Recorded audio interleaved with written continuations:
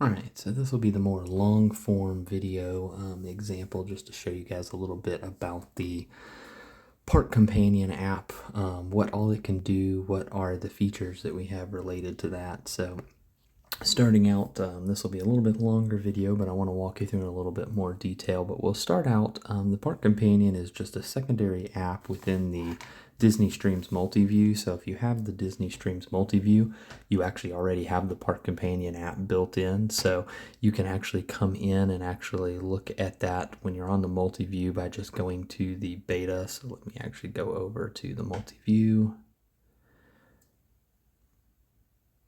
So if you're already on the multi-view, all you have to do is just click that button up at the top left, that's the hamburger, and you go to the Park Companion. It's going to bring you right in here. So it's already built in, that's both on desktop and mobile. I know I'm showing mobile today.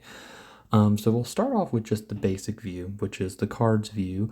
And this is intended just to give you a quick overview of wait times within the park. So you can come in, you can very quickly adjust and kind of see the wait time. So we can see here if I want to look at Hollywood Studios, I can scroll through. It's a very simplistic view. It's a high level view that you can see. You can sort it by status, you can sort it by the wait time. If you are within the park, you can sort by this nearest and it'll actually show you the nearest. Now you can see I'm 600 miles away, so it doesn't make a lot of sense to sort it that way. We've got some basic information up here at the top about the park. So we've got, you know, the park opening time, what time early entry, if there's a special ticketed event. I then have this item where I can log a park visit. So if I want to log items from within this app, so maybe I want to keep track of everything that I rode today, I can do that. So we'll walk through that here in just a minute, what that looks like. Now, as I look at each one of these, you can see there are a couple of these that have a up or down arrow. That's just giving you an idea of the trending based on the historical data. So if we look at Twilight Zone Tower of Terror, we can see it's got the green down arrow, so it's at 45 minutes, but right now it's technically trending down from what it was. So if we hit that little history button, you can actually see I've got a quick little graph that shows you the information, but you can see over the last, 20 minutes here, essentially it's the last 2 checks that it's done. It's actually trending down from a wait time perspective. So that's going to show that little trending down arrow. Now, we also have a set alert, log visit, and history button that are on here. You saw the history I already clicked on. We'll talk a little bit about those once we get logged in. So that's just, at a high level, you could use the app just like this without ever logging in. I do want to actually go ahead before I talk about logging in. Let's go ahead and let's look at the map view. So just like with, any app that you use to track wait times, it's nice to also have an option to have a visual layout. So we have this map view here, and you can see it defaulted over to Hollywood since that's our only park selected. Much like the Disney My Experience app that you have, it's going to give you basic information in the park, and it's going to give you kind of the wait times that you see on the map here. So we can see if we go back and pick on our Twilight Zone Tower of Terror, we've got our 45 badge here. I can click on it, I can still see that trending down arrow that I have, and I still also have the log, alert, and history that I can access here. I do have a little show radar button up here at the top right. If there was any severe weather in the area, it would show a weather overlay on here so that you'd be able to see the current weather conditions. It's pulling from an open source free option, so I'm not sure how reliable it is, but it is definitely an option there that you have. We can pinch to zoom in and out, or we can hit our little buttons here on the top left. Just like with before where we had the nearest, if I was within the parks, I would be able to actually hit.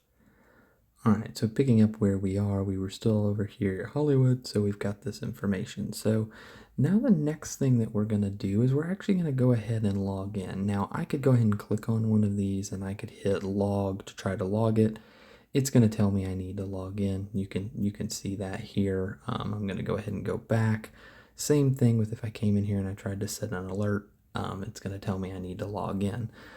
The reason you have to be logged in for this functionality is obviously for the log, it needs to store that data somewhere. For the notifications, it has to link you with the actual notification, so it is important that we have a login. Now, we have a couple of different options here, and I'm going to go up and just hit the main login button. You can create an account. So you see down here at the bottom, you could register, create a new URL. You can log in as well with your Google account. So if you prefer to do that, you can log in with the Google account. But then there is also just to track with session data and not use a password. Now, still to be able to link, we have to have a email address tied. So you put your email address in here. It's mail. I'm trying to remember which one I had used earlier.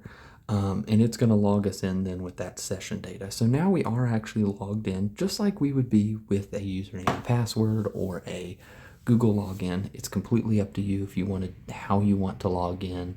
You'd be able to continue to log in with this. You'd be able to use it on different devices. It would work just the same way. The only inherent additional risk is if the session data gets cleared, it's possible you could lose some of the stored data. So now that we're logged in, what we can actually do is we can come in here, and the first thing I'm going to do is I'm going to set an alert for Tower of Terror. Now, right now it gives you the ability to set an alert for more than the current wait time is, and that's mainly for a reason so that I can still come in and test. So we're going to set that alert, and what will happen is the back end of the system is going to poll, and what's going to happen is I'm going to get a push notification here in just a second because it's letting me know, and we can see it popped up here.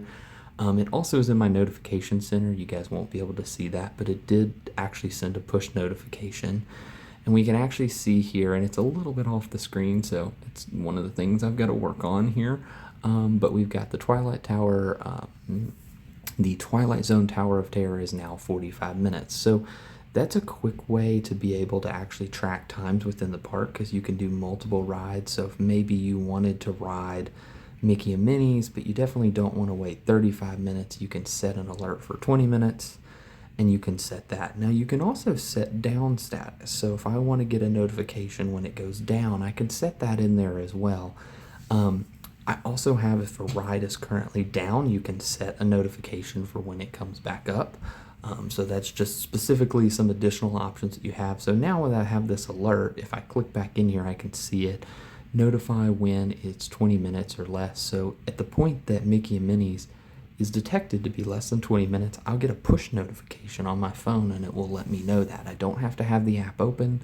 I don't have to have any special setup. It's just the way that the push notifications work within your web browser now. It'll be able to push that as long as you've enabled that. So that's really the main core functionality we have here. Now what we also have is the ability to log a visit. So if I click here on Tower of Terror, I click log, I can actually go in and log that, I wrote it. So, maybe we stood in line, it only took us 30 minutes instead of taking 45. I can save that. And so now I have that. Let's imagine we went over and we also wrote Smugglers. So I'm going to log it. It only took 20 minutes. And I've got that log. So you can actually come through here and log specifically, maybe this one it took us even longer. You can log all your visits from the park throughout the day. Now what we can do is we can come up here and we can actually view the detailed log, and we'll be able to actually see all of the data that we had. So you saw we did Twilight Zone Tower of Terror. I had a Disney Hollywood Studios because I used this to do some testing earlier. So you can see we've got some specific park visit information here. And I actually have within here, there's some metric options. So the idea is as you build out data and you have it more detailed, you'll be able to see some metrics and be able to filter some metrics data from the park. So there's some kind of idea behind that with the analytics as well. But let's go back now to the wait times. So again, you have that as some of the core functionality. Now you can do all that from here, but you can also do it from the card view. So maybe you like this more simplistic view. You can come in here to Alien Swirling Saucers and say, let me know when it's less than 5 minutes.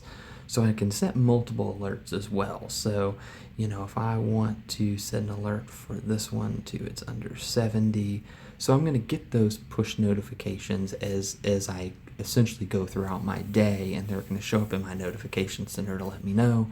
You can have as many notifications as you want, and you can have all of those kind of however you like. Now, we do also have, maybe you forgot what your alerts, you do have the option to come in and see all the different alerts you have. You can delete them all, so if at the end of your day you don't want to be nagged with those, you can do that as well. So that's kind of some of the main specifics you can do within the Park Companion app. Now, we do also have this new challenges section. So the idea behind the challenges section is a lot of people really like, doing a 4-park challenge, a 2-park challenge, or different challenges here.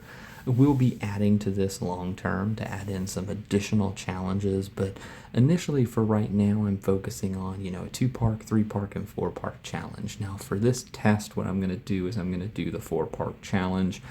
When you click on it, it's going to give you kind of just some basic information, but it's also going to let you customize it based on what you want to do. So, I may not be as interested in eating food, so I'm not going to have that as part of my challenge. Maybe I just want to focus on rides, and so I want to have at least one ride with each visit. Now, I'm going to cheat a little bit because you do have the option to be able to set this back at a starting time. So I'm going to set this back to 8 a.m. because I know I have some data in here that's actually going to have this almost already completed that I have. So, I already went to Magic Kingdom, I already went to Hollywood, I already went to Animal. So the only thing I have left is to go to Epcot and ride something. Now, this pulls from the existing log data. So if you've been logging all your data within the actual Park Companion app, it's going to automatically update based on that starting time. Now what I can do is if I had started this fresh from here, I could actually log all this information here. So what I'm actually going to do is let me change this to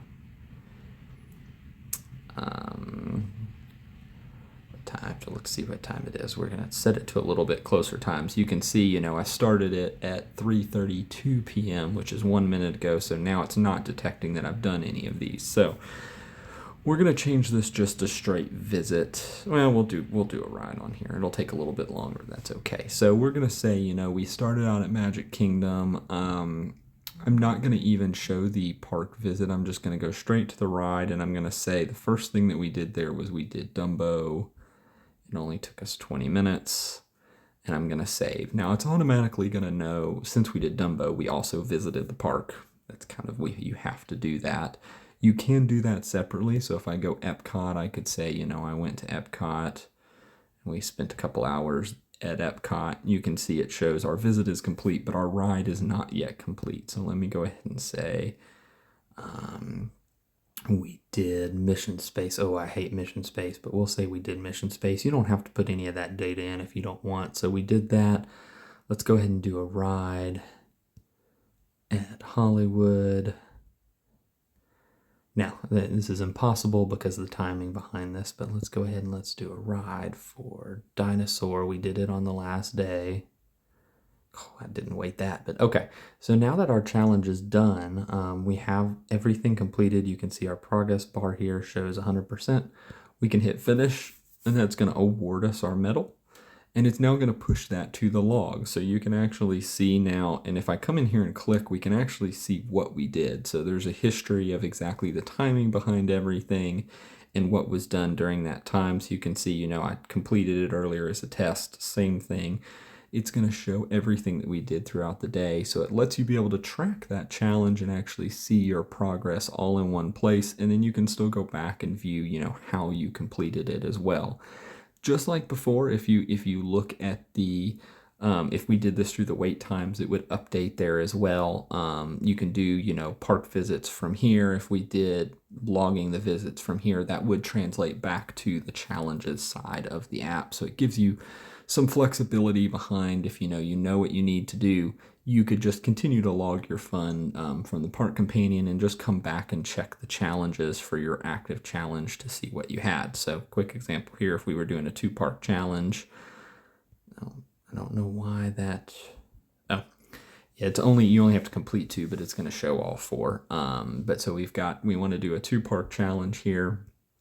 I could still go from the wait times and I could say, okay, we rode Minnie and Mickey's. So I logged that now. If I come back to the challenges, we can see we've got a log for Hollywood Studios. If I come back to here, let me switch my filters to magic. And we're going to say, we did Laugh Floor. And now if I come back to my challenges, we can actually see I've completed enough of the challenge. It's 100%. I can finish it, get my medal, And we can see I got the bronze medal since it's just a 2-part cop. But so that's some of the main updates. I encourage you to poke around, just take a look at everything that we have, that we've updated, that we've made changes to. It is still somewhat a beta. There are a couple of errors like you guys saw earlier.